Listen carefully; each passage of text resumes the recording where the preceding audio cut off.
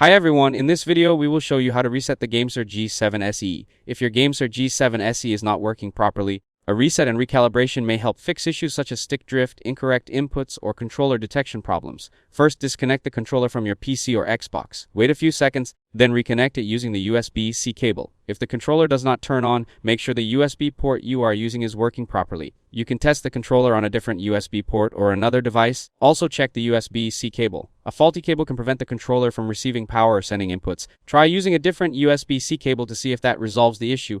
Next, inspect the USB and USB-C ports for dust or debris. Dirt inside the ports can interfere with the connection.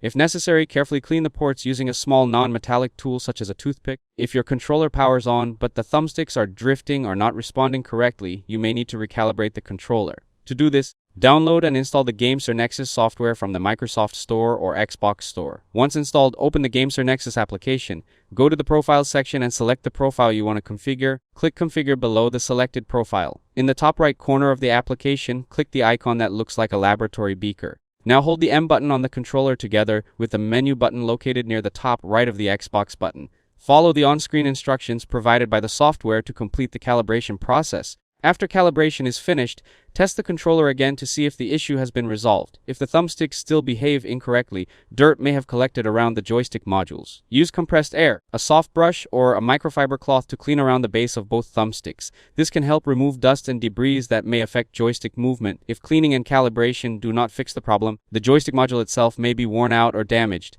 In that case, the joystick module may need to be replaced. If your controller is not vibrating, first check the vibration settings in the game you are playing and make sure vibration is enabled.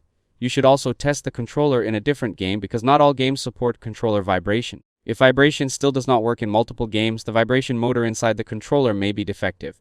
After completing these steps, reconnect the controller and test all buttons, triggers, thumbsticks, and vibration functions. If this video helped you out, don't forget to leave a like and subscribe to the channel.